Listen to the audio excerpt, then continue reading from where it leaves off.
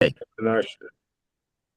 so we are on Nun Zion Omid Bays, and we're at a segue where let's review in a second where we are. But before that, I will digress a moment to discuss something that I saw in a beautiful Chiddush of Torah this week. We are talking about in our sugya the Mishnah that says that there is no onah by certain categories such as hegdish and karka and shtar.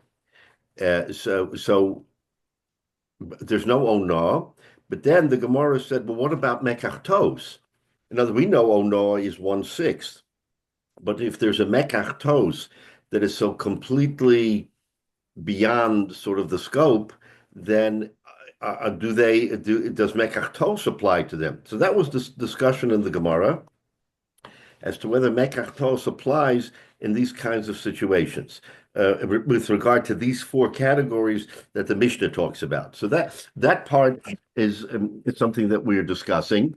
But I just want to introduce something else, just as an aside, to show you how Chazal think, because this question of mekachtos, Rab Herschel Schechter, Rosh Yeshiva in Yeshiva University, presents an argument that mekachtos will be dependent on whether the Isser is midoraisa or midrabanan.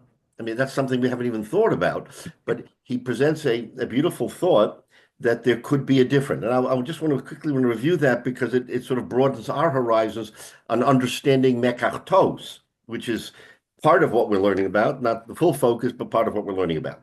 So he says as follows: how do we know that the Torah forbids isurei derabanan? How do we know that? I mean, look, an Issa Deraisa is an Issa Deraisa, but where does an Issa Derabanan come from? Why should that be something that we should have to accept? It's not in the Torah. So the Torah doesn't give a hint. So he says, no, there is a pasuk in the Torah, and the pasuk is in Parshas Told Us, which we just read a week ago. And the pasuk basically says, we read the pasuk itself because the pasuk Perek Chavav, pasuk Hey, says, Akev, it's about Avram Avinu. Akev says, Shoma Avram Bekoli, because Avram listened to my voice. Vayishmor mishmarti mitzvosai chukosai v'sorosoi. And he listened to my voice, and he Yishmor, he guarded, he mishmarti, he guarded my statement, mitzvosai chukosai v'sorosoi. And Rashi says, what does that mean, Yishmash Mati? Gezerah lahachoka alavzhara shebetorah. It's a gezerah on basically what we call a siyag, right? We call a siyag around the Torah those mitzvahs or mitzvahs lo saseh, which are not really Torah mitzvahs aseh lo saseh, but in order not to violate the Torah, we create the siyag, what we call a fence. Again, and we have many examples. Erev Shabbos, the 18 minutes, is considered a siyag. A shvus on Shabbos, which is not an Issa D'Oraisa, is a siyag. So these are all protections. So we see from the Torah that the Torah immediately, and of course, Avraham Avinu was before the Luchos, before the Seres Dibros, but Chazal tell us that the Avos fulfilled all Taryag mitzvahs. How did they know all Taryag mitzvahs? So the Torah says, because Avram guarded all my mitzvahs, my chukim, and my edicts.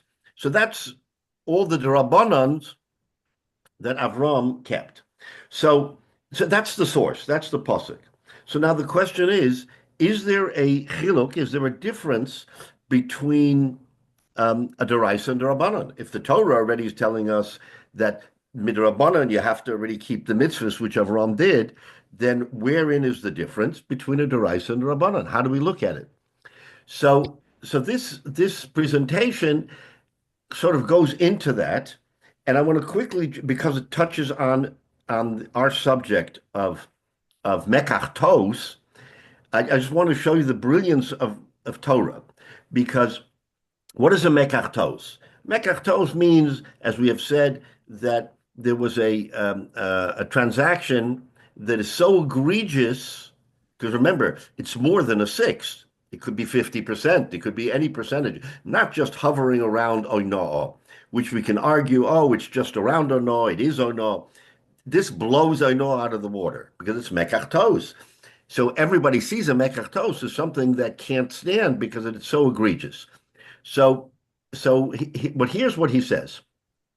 He says that there's a Rambam that writes in Hilchos the Mechira that with regard to non-kosher food, let's talk about we have a non-kosher food where a person eats non-kosher food, and the question is if he paid money to a Jewish vendor and the food turns out to be non-kosher, what are his rights?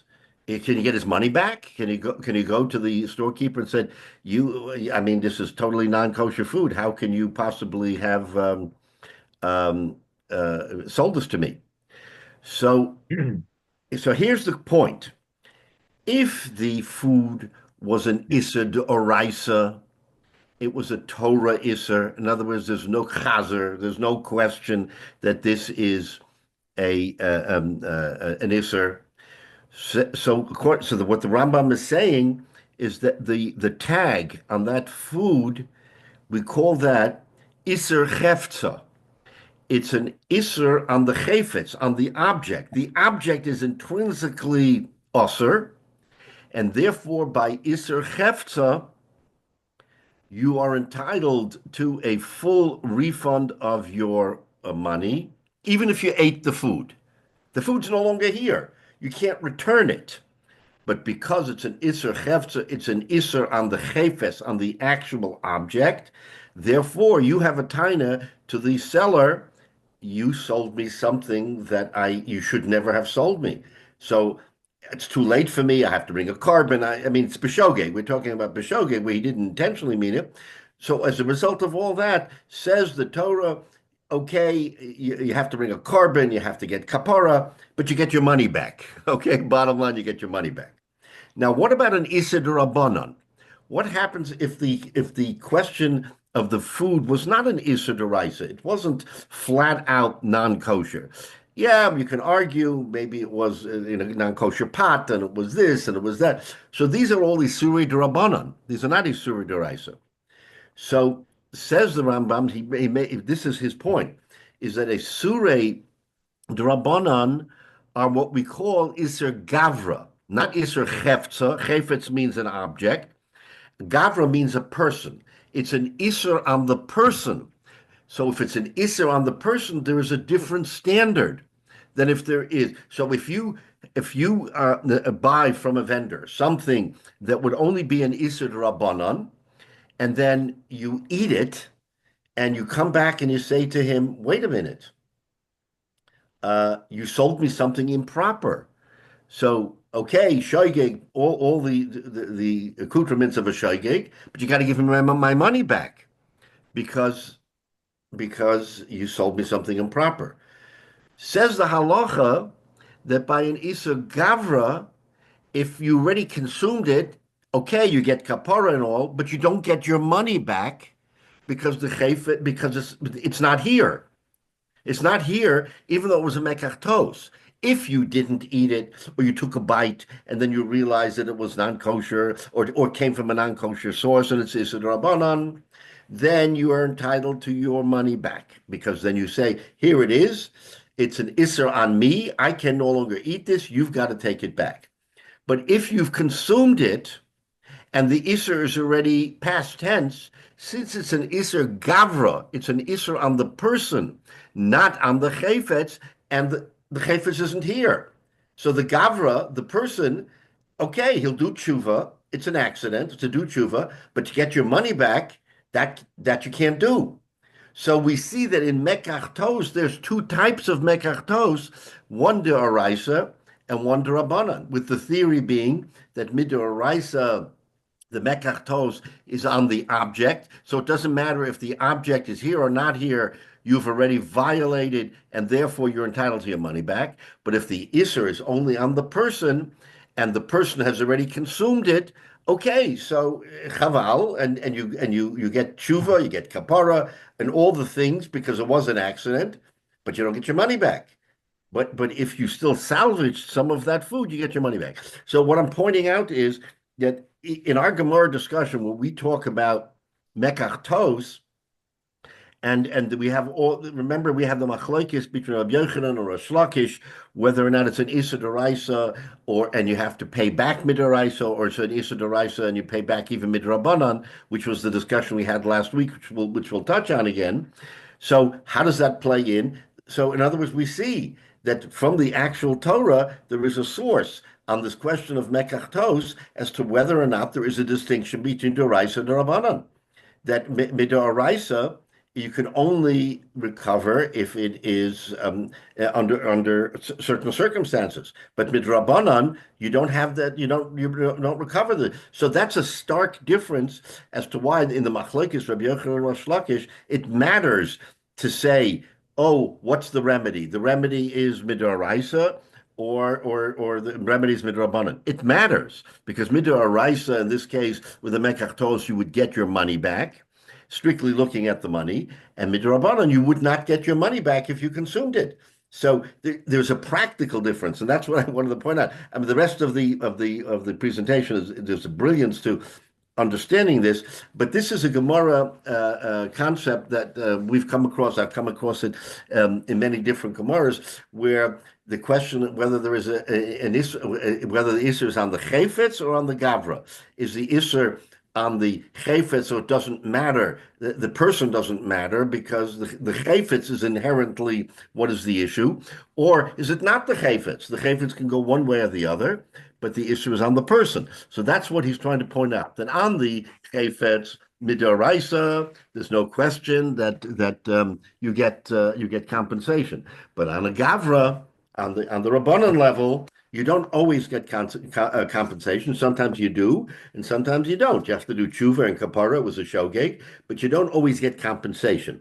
That's the point I think that he makes here, and I just wanted to present that so that you have an idea when we talk about mekach tos that there was more to it than we understand because the Torah has already enunciated to us in the time of Avram Avinu that there are Issur Rabbanan, and that we have to be careful not to divide. You would think, oh, Issur Rabbanan, that's something that came in the 12th century, the 15th century, came much later in time. No, it's in the Torah at the time of even before the giving of the Torah in Eser Sedibros, there was such a thing as an Issur Rabbanan, and there is a whole discussion about these Isurim and how we go about them. Anyway, I just wanted to introduce that because I thought it was just apropos and it was a tremendous discussion that was worth thinking about. Okay, so if you remember last week we ended our discussion by saying that on the question of Onah, we had the different views, and one of the last Boyes Ema was that of Rav Chizda, and he turned Onah on its head. Why? Because the question of Onah, the way we understood it through Shmuel and other versions, was: is there Onah? Is there Onah by Hagdish at 1/6? And of course, then the question becomes, well, 1/6 is exactly the cutoff point. So we would say there's no Onah. But if it's a fifth, that's already mekach tos. In other words, once you get, in other words, the sale was improper by more than a sixth, then it's a mekach tos. Comes Rav Chizda and he turns that on his ear, and he says, "Oh no, you've read this wrong. Onah doesn't mean that you're only chayiv if it's more than a sixth, meaning let's say a fifth. Onah means even if it was a minute amount, way less than a sixth, in Hegdish, you have to give it back." So his chiddush is that by Hegdish, it doesn't matter. The whole term of Onah, that Hegdish is excluded from Onah, doesn't matter because and you don't have to look at Ono as the benchmark, which we thought from everything else you do. The benchmark is any violation of Hegdish. So he comes to protect Hegdish, even if the amount of the discrepancy in the sale was just literally a fraction. You're not you have to compensate Hegdish. So he comes and says the protection of Hegdish is at all costs. Prior to him, we said no. Hegdish, if it's the amount of onah, Hegdish is doesn't matter. Hegdish won't be makbid. We won't be particular.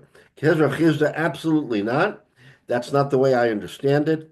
That that when it says zechomer, when it says zechomer, it means even a minute fraction that you violate hegdish, you have to return the hegdish. You have to return that amount. So that's where we are right now.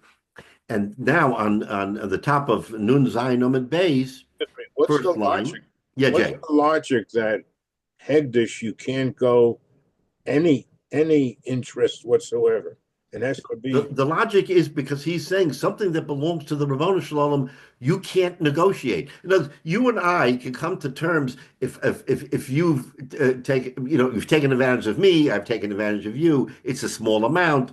Okay, we're both human beings. We both make mistakes. But the Rabbanu Shalom, in other words, we've said before that there's no mistakes in Hegdish. We've said it in the other way around, that even if the amount was a large discrepancy, there is no problem because there's never a mistake by Hegdish. In other words, we want to take the position that Hegdish is 100% accurate. So we took the position that even if the discrepancy was a larger amount, it doesn't matter because there's no such thing as a mistake. Comes Rav Chizda and says, "You're right, there's no mistake, but if so, I'm protecting Hegdish, even if there's a slight discrepancy, how can you take from the Rabbanu Shalom from Hegdish and say it's okay? It doesn't matter." how many things have such an exact amount of worth? I mean, there's a lot of estimating, even when somebody donates. He thinks it's a $10 item, but it could be $9, and it could be $11. So the fact that you can't have any onoah by Hegdish pushes the problem back to the one who wants to donate because he can't be sure whether it embedded because he goes and buys it from somebody else, Yep. trades it with somebody else. The Right. value is not Right, precise. especially with animals, where this animal's a little bigger, that's a little smaller, Right. this is a No, little so nicer looking, whatever. right. So that is a very important issue is that how do you assess that when it could be just a very small amount? But what we're talking about is something that can be defined because we're saying everybody's right. In the abstract, it's very hard to actually put a value on something and say this is the exact value. But here we went ahead and purchased. He actually spent money to buy something to replace the Hegdish. So there's no longer ambiguity. He spent $5. Okay. It's not, oh, maybe it was 4.98, maybe it was $5.03. He spent a certain amount of money. If that money doesn't match up with what he bought for the original Hegdish, it's definitive. We see it. It doesn't matter if he paid, oh, it wasn't the right amount. If he paid it, it's a definitive number. And if that number slightly takes advantage of Hegdish, says Rav Chizda, you got to pay it back. You can't take advantage of paying 4.98 for something that was originally $5, So which it if you clearly watch, is not even to the standard of Onah, but the way Rav Chizda understands it, you got to pay it back. but if something's on sale because there's an excess supply, Yeah, normally that lawnmower is going to cost right, $100, but it's dropped down to 75, right. and he so So I don't in other words, understand. there You're is saying it only goes back to the purchase price of the right. one who's donated, not to the fact that the purchase price could have been not standard. That's right. That's right. So in other words, what we're saying is if you've got a windfall because you paid 75 instead of 100 because there was an excess of the product. So you got a windfall, you can't benefit from that windfall with vis-a-vis Hagdish. Okay. So vis-a-vis Hagdish, you owe Hagdish $25. In other words, yes, you got it for less, and that's wonderful, and you're replacing that animal for that animal. But since you paid less, the windfall goes to Hagdish, not to you. That's how you have to look at it. In other words, it's the same thing. You're giving him like kind. There's no question you're not shortchanging Hegdish in the product. The animal is perfectly fine. It's maybe even a better goat or a better sheep or whatever than what you originally bought. But if you got a windfall, that belongs to Hegdish. I think that's the way. If you understand it that way, it's not a slight on you. You did great. You replaced it. The windfall is on one side, Right. you got a deal, but if you're being ripped off and you have to pay 20% more for the Right. animal, whatever, then theoretically Hegdish owes you money because you really wanted to buy Right. $100. Right.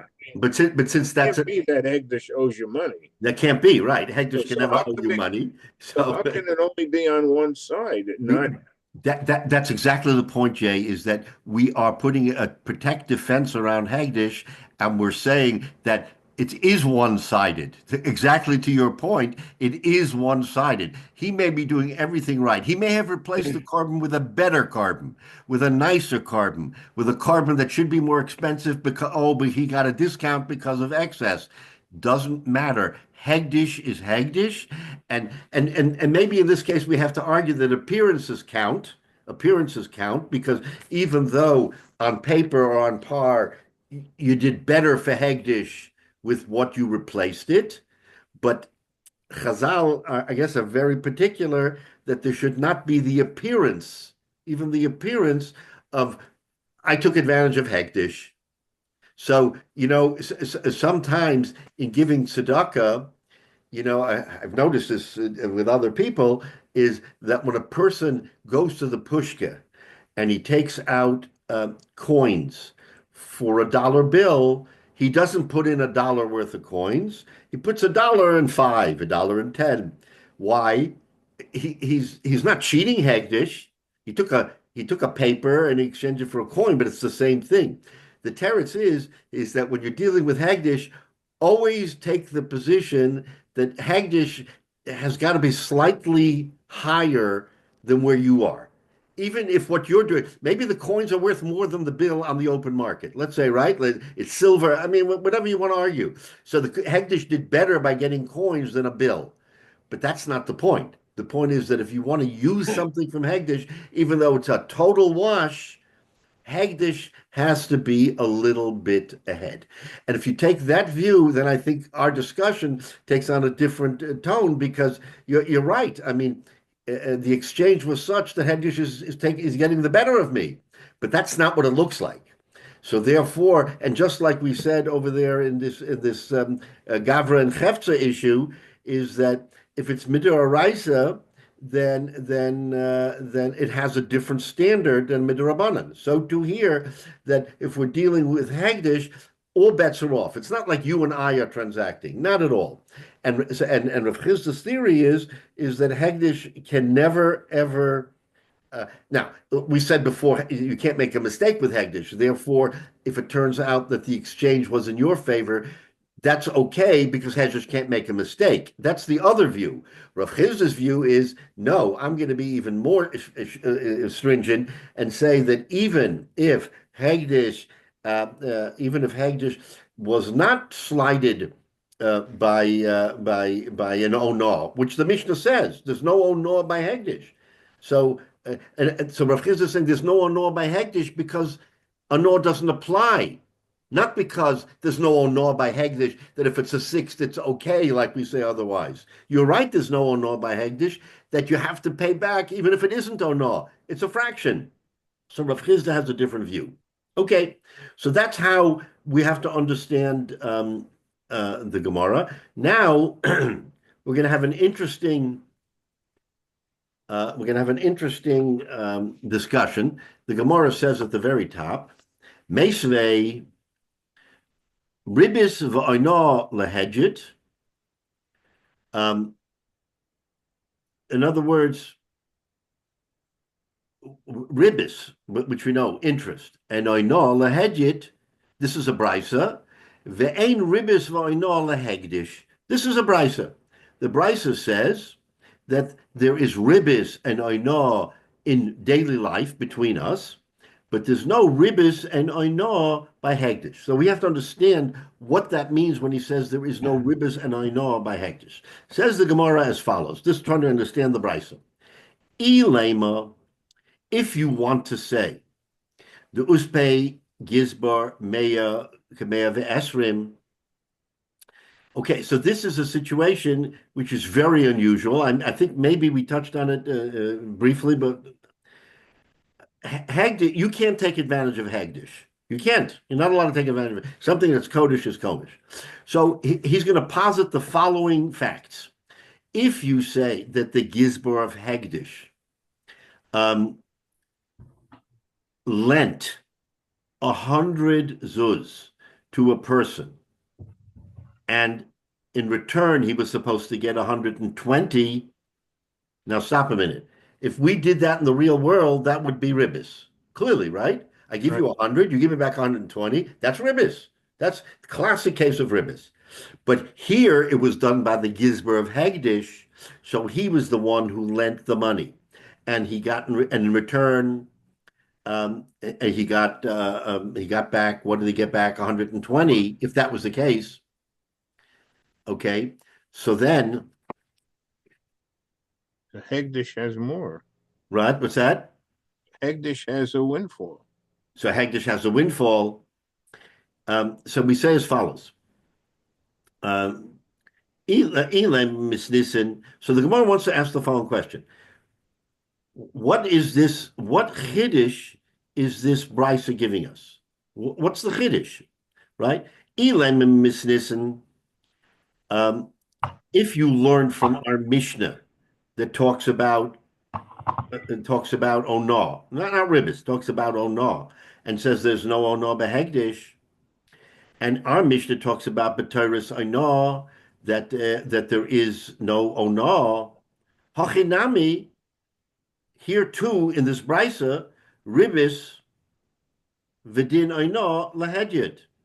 The whole prohibition, the whole restriction is on hedjit. Ve'en ribis v'din Onah lahegdish. So in other words, what is this brisa coming to be mechadesh that we already don't know from our Mishnah? Usually when the Gemara quotes a brisa, there is some distinction between the brisa and the Mishnah, and we have to interpret and understand and learn something from that distinction, because otherwise, I mean, even among the Amoraim, the Tanoim and Amoraim, I mean, Tanoim didn't, the Gemara, when Rabbi Nasi was Masada and he put it in the Mishnah, he wasn't just going to repeat, oh, this Mishnah says this, and the brisa says the same thing. He didn't do it that way. What he did was, this is the Mishnah. The Mishnah is the head note. Now, if there's a brisa which other Tanoim discussed, and there's some chiluk, okay, he'll bring down the brisa, and we're going to have to reconcile the Mishnah and the brisa, because usually the brisa is trying to tell us something a little bit different, and we're going to reconcile. But here, he says in the Gemara, if you say that that there's no onah, right? Forget about Rav Chizda a minute. There's no onah by Hagdish, right? The ukma b'taris onah. So hachanami. So in the brisa, what are we saying? There's ribis and onah by Hagdish, and there's no ribis and onah by Hagdish, right? So so now we see that this brisa is coming to tell us that that Rav Chizda is actually correct, that there is no oinah by Hagdish, because even the slightest amount is going to be oinah. The slightest amount is going to be oinah. So if you're going to accept this brisa as commenting something on the Mishnah, it can only be like Rav Chizda, because if it's not like Rav Chizda, then on paper, there's no difference between the Mishnah and the Brisa. Okay? The Mishnah and the Brisa are saying the same thing. So on paper, you can't argue. But if you're going to say that no, the Mishnah is like Rav Chizda, who takes a different view than everybody else of what I know is, then I can understand that there is a Brisa that is saying something different. Okay, so from the Brisa, we learn that Hegdish um, um, has different halachas than I know for Hedjit. Okay, so in other words, that's the question was, what's the Chiddush? Why do we repeat it in the Brisa? The teretz is we repeat it because it's coming to tell us what we know from before, that what? That Rav Chizda's view has legs, that you have to have a distinction between Oinor for a Hedjit, which is 1/6, and an Or for Hegdish, which is, according to Rav Chizda, a minimal amount. Okay, so we've answered that particular question as to why there is a brisa. Because remember, the question is, why is there a brisa? It's already in the Mishnah. Teretz says there is a difference. Frek the Gemara, if you're going to say that that's the distinction between the Mishnah and the brisa, ihacha, if so, hainu diktana seifa. Remember that if there's a reisha and a seifa to a brisa, then we say that they have to reconcile. You can't have the reisha say one thing and the seifa go in another direction. There has to be consistency always between a beginning and an end of a brisa. Okay, so what the same facts that apply to the beginning of a brisa have to apply to the end of the brisa, and they have to be even. So says the Gemara, ihachi, if that's your interpretation of the brisa, hainu diktani seifa. Look at the seifa of the brisa. What does the seifa of the brisa say? If zeh chomer behedjet me behegdish, okay, it's not an agamar, but that brisa says, let's flip it around. You're telling me that hegdish is more chumrah, more severe than hedjit. The sefer of the brisa goes on and says, "Zeh chomer behedjit me behegdish." This is what is this? This is a circumstance where there's a bigger chumrah by hedjot than by hegdish, right? What would that be? All right, so 1 second. If there's a bigger chumrah by hedjit and by hegdish, that can't be, because we've just said that hegdish, according to Rav Chizda, has the most severe restriction. We're going to now say that it comes out like Rav Chizda, it's a raya. Why do we have a Mishnah and a brisa? Because the brisa is coming, it's coming to be mechadesh like Rav Chizda. But if you hold like Rav Chizda, that even a minute amount of discrepancy is considered or no, if that's what it actually means, then how could you have a chumrah by hedjit and by hegdish?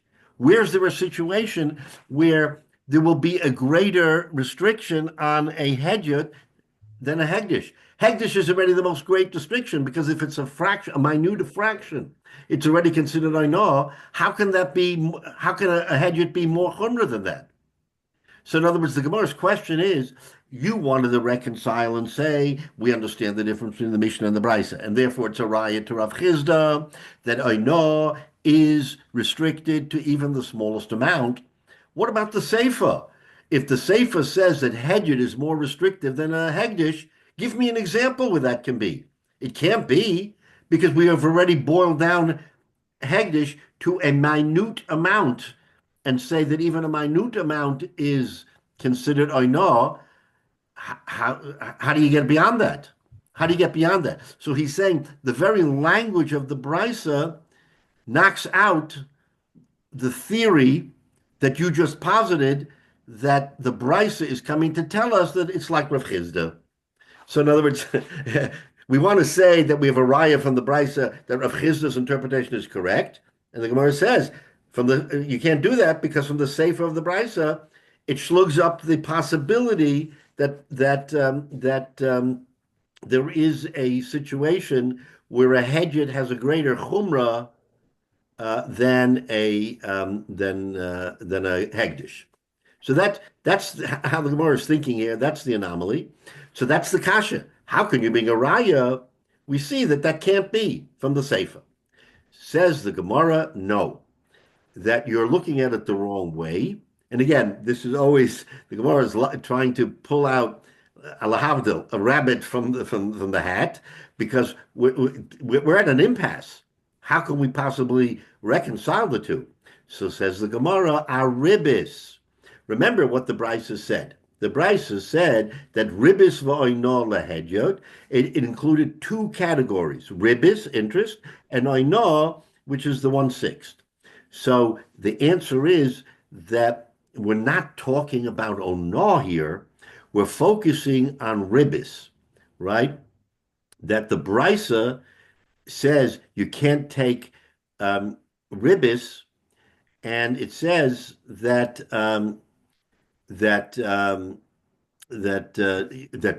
private people, a hedget, can't be more chumrah than hegdish. But when it comes to oinah, then it can be. So when the Brisa says in the Sefer, zechomer behedget me behegdish, it's referring only to ribis. In other words, there is ribis by a hedyot, but there's no ribis by hegdish. So now we can reconcile. The first part of the Brisa is talking about onah, and therefore it says that there is onah by hedjit, but not by hegdish. But in the Sefer where it says chomer behedjit me behegdish, that there's a greater chomer by hedjit than by hegdish, it's not referring to the onah portion of the Brisa. It's referring to ribis. That there is ribis by a hedyot between you and I, anybody who transact, you can't take ribis, but there's no such thing as oinah by hektish. Now, there's no such thing as ribis by hektish. Now we're going to see in the Gemara either today or next week that poses a problem where again I went ahead of myself and I read from the Gemara before about a gizbar who lends money to a private person 100 zuz and he gets back 120. So okay, that is not our subject. That's going to be our subject later. But think about that for a minute, because since I said it, in your mind, you have to think about how does that work? Is that going to be ribis? Is that going to be ribis by hagdish? Because we're saying there's no ribis by hagdish. Therefore, we can reconcile the Mishnah and the Brisa, because the Brisa is coming to tell us that, like Rav Chizda on hagdish, but there's no ribis by hagdish. But I'm giving you a preview that there is a question of whether there's a ribis by hagdish because of what I mentioned before. Okay, I'm just raising it and put it aside. That is the subject of a discussion in the Gemara. But from our purpose right now, we're making the following statement that the Brisa says that ribis for nola hedget, but not by hegdish. The question was, we know that from our Mishnah. What's the chiddush? The Teretz says the chiddush is that it comes, the halacha will come out like Rav Chizda, that there is no onah, that even the slightest fraction of onah is considered onah by hegdish. But then how do you reconcile that with the second half of the Brisa, which says Chomer behedjit behegdish? And the teretz is that it's Chomer by ribis, only by ribis, because there's ribis by hedjot and there's no ribis by hegdish. Okay, so that's how can you create a case where the question of ribis by hegdish? What's the scenario that somebody would say there's ribis by hegdish? No, that's what I mentioned inadvertently at the beginning of our discussion, where the gizbar lends 100 and wants 120 back. I mean, in theory, okay, let's just think about that, because we're going to get into that in great detail. But to answer the question, yeah, in other words, the gizbar, I give you 100 zuz, and you got to pay me back, so you're paying back a hegdish 120. That's ribis.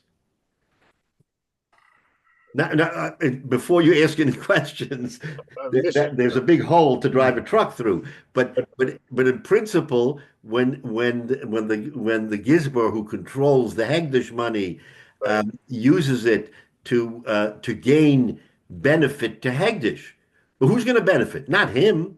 Hegdish is going to benefit because the Hegdish will get back 120 instead of 100 zuz. So the chayra, that seems to be okay. It seems to be okay because Hagdish, as long as Hagdish doesn't lose money, Hagdish is going to gain money. It's so going to the gain agent. 120 zuz over what it lent. So how does the agent get the extra 20? The agent is just a conduit. He does not get anything more. He's just the facilitator. He doesn't benefit at all. Hagdish benefits, and in this case, Hagdish is going to benefit 20 zuz, I, which I'm which missing should something. be ribis, but it's not. Regular a regular person wants to donate 100 zuz to Hegdish. So he goes to the agent, then he gives him the money, and he's the agent for Hegdish. And Hegdish gets it 100 exactly what the person wanted. So where do you get a ribis situation in that donation? Not in no, Right. but you're right. You're right. But that's the situation that the Gemara will talk about is the flip side, where I come to Hagdish and I say, I'm short 100 zuz, and the Gizber says, I'll tell you what, I will lend you 100 zuz to complete what you need to do, but when you repay Hagdish, you're going to repay 120. And he says, perfectly fine, because I need the money now, and I But have no problem when I return the money because then I'll have more cash and I'll return 120 zuz. So it's not your scenario, Jay. It's the other scenario so where the scenario where is he's that, getting the money, not giving the money. but the scenario is a person goes to the agent and says, "Look, I want to donate $100, but I don't have it today. But I still want to do it today because of something I did." Okay, whatever. So the agent says, "I'll give you 100, but by the way, when you pay me back 100, it's going to be 120." Right. So where does that 20 go to? Hagdish. Why should why should Hegdish end up being a bank? You So that's the real question, which we will address next time. Why should Hagdish be a bank, or can Hagdish be a bank? right, right. That's the more the question is, can Hagdish be a bank to the benefit of Hagdish because they're going to get more back? That's the real question. Yeah, And that question we have to put off for a week. But so that's exactly the point. So when they say there's no ribis to Hagdish, what does that mean? Does it mean if the Hagdish is the bank and lends the money and gets trading like more back, is that ribis or not? But that is the question, and we have to sort of hold that question. But for our purpose here, when the Gemara says that with the Brisa there said zeh chomer behedjit behegdish, that there is a chumrah by hedjit which doesn't apply to hegdish. And what is that chumrah? The chumrah is that by hedjit there's ribis between you and I, always ribis. But between you or me and Hagdish, no such thing as ribis. Ribis doesn't apply. And that's the chiddush of the brisa over the Mishnah. What it means, we're going to have to wait to have a more detailed discussion because the Gemara will talk about that. But that's really sort of the question as to whether or not how you look at that. And there's an interesting twist to that. When we learn that, you'll see the chap that what the Gemara is telling us. So let's look at Rashi. Um, Vein ribis v'oino lehegdish. Ein isur oino v'isur ribis noyig behegdish. The whole isur of oino and ribis does not apply to hegdish. Or the kamin mafarsh hechadami ribis to hegdish. And later on, which is what we're going to do next week, we're going to understand what it means by ribis lehegdish. What that means, as you point out, Jay. I mean, what does it mean? What does it mean, ribis by hegdish? Okay. Din oino lehedjet. Shtus, that's 1/6. Ve'ein dinoi no lahegdish. And the Brisa said that afilu pachos miktei no chayzer. That's Rav Chizda. That even less than the amount of ono, a fraction, you have to return because he's protecting, right? He's protecting ono, hegdish, right? Hanu diktoni bitmia. It's a question. Chumra de hegdishu. It's a chumra of hegdish. So he's asking a Palashon Bitmia, right? Mishane kikatani choime de hedya a ribis koi. That, and that was what the Gemara just said. That when in order for us to understand what is the chumrah is just by ribbis. Because remember, the Brisa uses the words connectively. Ribbis v'oino lehedjit and ribbis v'oino lehegdish. So on the surface, we assume that ribbis and oino are intertwined. It's the same thing. And therefore, there was a good kasha. Why do you have to tell us that from the Brisa? The Mishnah tells us that already. But now we're bifurcating, we're splitting ribbis and oino, and we're saying, no, they're not in lockstep. Oino is one thing, ribbis is another. And when the Brisa says that there's a chumrah by hedget over hegdish, it doesn't mean ribbis and oino. It means only ribbis. So it's a lesson in our understanding that even if a Mishnah or a Brisa couple the words together, it's not always that they have the same halacha. It says ribbis and oino, but from the answer of the Gemara that it's ribbis only, and this will apply everywhere in Shas, is that just because the words are coupled together does not mean precisely that they will have the same halacha all the time, because we see that the halacha of ribbis is different from the halacha of oino. I think it's an important point to take away from this, is the Gemara's answer, oh, we're only talking about ribbis when we talk about a chumrah by hedget. So therefore, okay, the kasha was, how do you reconcile the seifa and the ratio of the seifa of the brisa? The teretz is because one is talking about oino, and one is talking about ribbis, and that's a perfectly fine answer. Okay, so now let's just go a little bit further. Says the Gemara. So now that we just said that ribbis is the difference between hedjed and hegdish. So the kasha now is listen nami zechoime behegdish me behedjed or oino. So now the kasha on the brisa is, what does the brisa say? The brisa says ribbis v'oino lehedjed ve'ein ribbis v'oino lehegdish, and there's no ribbis and oino by hegdish. So now we gave a teretz that when we say ein ribbis v'oino lehegdish, we mean that ribbis can't apply. So he now asks, so the Gemara says, if you're already making that statement and separating them out, why does the Brisa not also say very directly that with regard to oino, there's a chumrah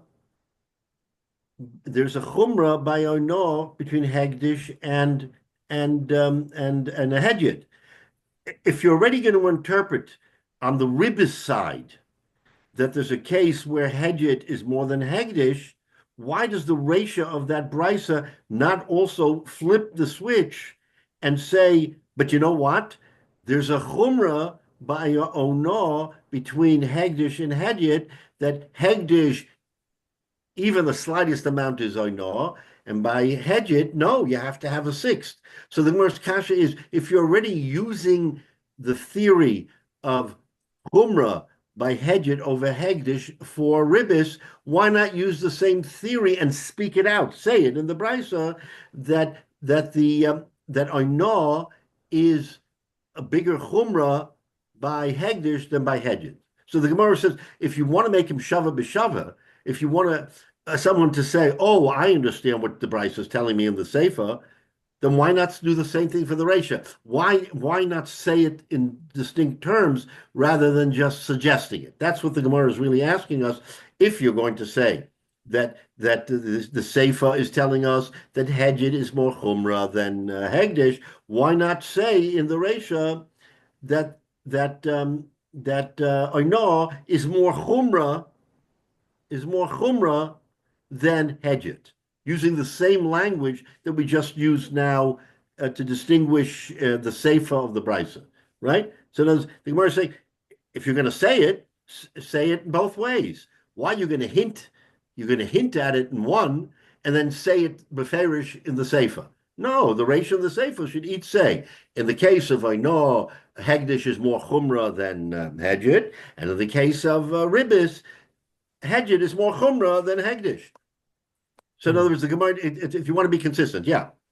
Can you clarify what you mean by I seem to have lost in the terminology what's really happening here?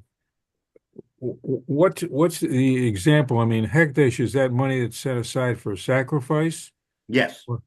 Okay. Or for sacrifice, or for the use of the Beis Hamikdash for anything. In other words, anything having to do with the Beis Hamikdash, not only sacrifice, acquiring things, fixing things, whatever is needed related to the Beis Hamikdash is considered hegdish. Everything. What's hedyot? Hedyot means my affairs, your affairs, affairs outside of the Beis Hamikdash. In other words, our normal commerce, the things that we do on a regular basis, is considered hedyot, is considered, the normal commerce. Okay, well, where does the interest? So in other words, what he's saying is that if I lend you $100 and the condition for the $100 is you pay me back 110, that's interest, that's ribis, and it's forbidden. It's forbidden. Okay, but the Brisa is telling us that if Hegdish engages in that same transaction, we'll have to hold the question to next week. But if Hegdish engages in the same transaction that you and I just engaged, there would be no ribis. Ribis does not apply. You mean in other words, ribis applies to our commerce, but ribis does not apply to the commerce of the Beis Hamikdash. So, okay? I mean, if somebody made a pledge of so much money to the Beis Hamikdash, and they were slow in paying it, they wouldn't have to pay interest on it. No. What it means in real terms could very well be that if I pledge $100 to Hegdish, again, the situation that the Gemara talks about, we have to wait till next week because that's a different story. But if I pledge $100 to Hegdish, and my condition is, let's just say I have to pay it back in 6 months, and it comes 6 months and I don't have $100. I don't have $100. I have $80. And let's just say, and the Gizber says, okay, I'll give you another month, but now you have to pay me. You have to pay Hegdish $110. So in other words, to extend the loan, you've got to pay something, which between you and I is improper. It's ribis. You can't do that to me. I can't do it to you. I can't say, pay me back a little bit later, but give me another $10. That's ribis. But in Hegdish, that doesn't apply. Because they can charge you. They can charge you for that extra time. For that extra time, right? And it would not be considered ribis. And that's the chiddush of the brisa, that there's ribis by hedyot, but not ribis by hegdish. We're going to see what I said earlier. Again, I said it inadvertently, but because I said it, there's going to be a discussion about whether or not hegdish can lend money, right? Hegdish always has been income, not outflow. Money to Hegdish, not money from Hegdish, right? I think Jay or someone said Hegdish is not a bank. I mean, the Beis Hamikdash is not a bank. It's not a lending institution that lends money and gets back money. So clearly that's not the case. But for our purpose here, the Gemara is now asking if you're going to make that comment that the chiluk between Hedyot and Hegdish is that Hedyot, there's ribis, and Hegdish, there's no ribis, then why not say specifically, okay, you've given me an example of where a Hedyot is more chumrah than Hegdish. I'm going to give you an example where Hegdish is more chumrah than Hedyot in the case of Ono. in the case of Ono, by you and I, if it's not if it's a sixth or less than a sixth, the deal doesn't get wiped out because it's not Ono. But in the case of the Beis Hamikdash, if you hold like Rav Chisda, then even a fraction of a difference between Hegdish and Hedyot is, I mean, between, in other words, in the transaction, there's a fraction of a difference between what I'm paying. That's I know. You can't, under no circumstance, take advantage of, oh no. And to Jay's point, you could be giving back a nicer animal, but if the on paper, literally as we look at it, one is worth $1, one is worth 99 cents, you've cheated Hegdish. You've cheated Hegdish because you're giving back something for 99 cents, even though it may be better. But so on paper, it's got to be at least equivalent to the to what you got from Hegdish. It's a very, I mean, in practical terms, people will ask, why is that? I mean, Hegdish is getting the benefit of the a better animal or whatever.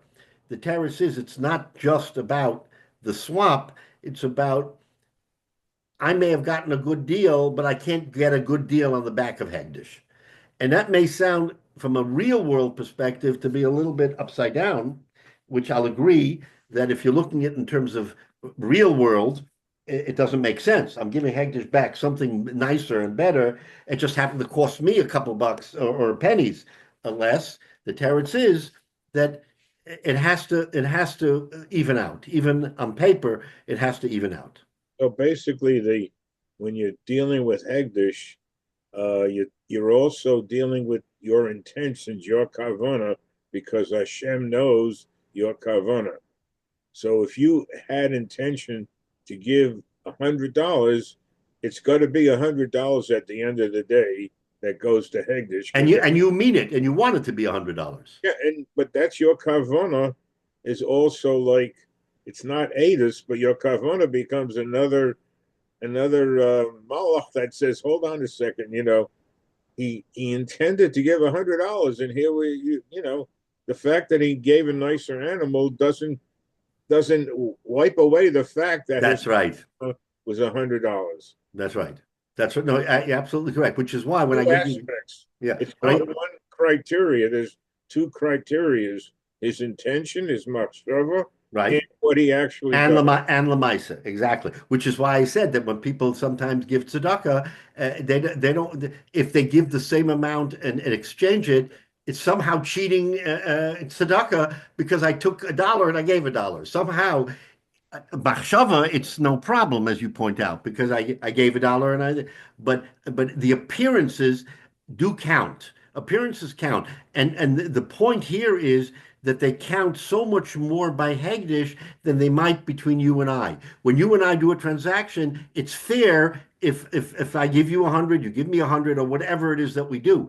But by Hegdish, you have to go one step further. Yeah. So there's no problem today if the pushka comes to him, which is basically Hegdish, you ask for change, and the pushka becomes a temporary bank that gives you change. Right. And you then have to put in whatever your machshava was, 2 quarters, 3 quarters, whatever. Right. So in that case, the Hegdish is allowed to be a simple bank. Correct. For the purpose of your donating. Correct.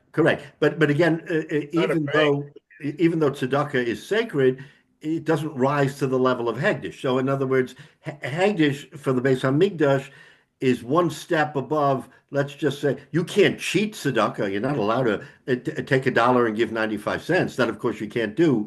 But to your point, yes, tzedakah, it can be a bank and say, okay, I'll exchange you the money, but you should, like you said, you should always, whatever your machshava was, that should be the amount that you add on to the tzedakah, not to make it just shava b'shava. That looks like you're taking advantage of tzedakah. The pushka is not really a bank. It's not a bank. Immediate step before it goes to the charity that is right.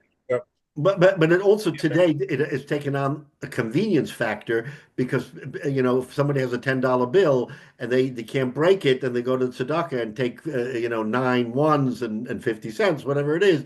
It's a convenience factor. You're not allowed to use Hegdish for convenience. You're not allowed to use Hegdish for The convenience, pushka is not but a Hegdish. pushka is not quite Hegdish, and as Not long as there yet. the tzedakah will benefit, let's just say it'll benefit in some fashion, then it can be a medium for exchange, a bank, or it can be, in other words, it's not off limits to say that tzedakah should help me if I help tzedakah. Then That's why is the tzedakah box locked? if it's locked, then you have a problem. You have a problem. You can't get it out. But for the most part, I think most charitable, most tzedakah pushkis have the ability to make change or to to whatever it is. So we're fortunate in that regard. But the point is well taken. Is that you see from here how much you have to bend over and do flips to even make sure that Hagdish isn't taken advantage of. And I think that's the one thing we can take away from this is that there is a clear demarcation between dealings between I and you, or between people, or between someone and Hegdish. And again, if you follow Rav Chisda's ruling, who is much more stringent than some of the other Amoraim who interpret what the Mishnah means by Onah, then you really get into the issue here of what is it that when the Brisa says, for instance, that ribis v'nola hegdish ve'en ribis v'nola, ribis v'nola hegdish, not the hegdish, what it really means. So we've parsed this today to show that in all circumstances, hegdish is the sort of the higher authority, and again, the Gemara is not finished here. We're going to get into it in more detail, but we see from this that we've now reconciled the Mishnah and the Brisa. We're leaving here with a question, but we're going to pick up this question next week because the question that we're leaving with is if in fact that there is the Sefer of the Brisa says Heged is more stringent than Hegdish because of ribis, then why, on the flip side, does the Brisa not say in so many words that Oinah is more stringent than Heged? So that is the question that we're left with, and Mitzvah will pick it up. We'll go through that. But again, it's a fascinating sugya, and although it doesn't have practical application today because we have no base on Mikdash, but at least conceptually we can understand the importance of the Beis HaMikdash, and the importance of what Chazal have told us is that the Beis HaMikdash has to be separate and apart from our transactions. So even though the Beis HaMikdash, there was monetary transactions. It isn't as if the Beis HaMikdash didn't deal in monetary matters, but monetary matters at a different level than the monetary matters between you and I in general commerce. That's an important distinction. In other words, the Beis HaMikdash wasn't sort of pie in the sky, something that is beyond any of us. No, the Beis HaMikdash there was a practical aspect of the Beis HaMikdash, but you had to know how to deal with the Beis HaMikdash. You had to know what was right and what was wrong. So we've been talking for all these many months about, oh, I have an animal and I live chutz Yerushalayim and I want to bring it to Yerushalayim. What do I do?